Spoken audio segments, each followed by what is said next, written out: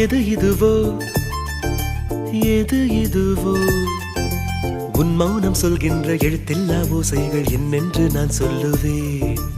இது அதுவோ இது அதுவோ சொல்லாத சொல்லுக்கு இல்லாத வார்த்தைக்கு ஏதேது அர்த்தங்கள்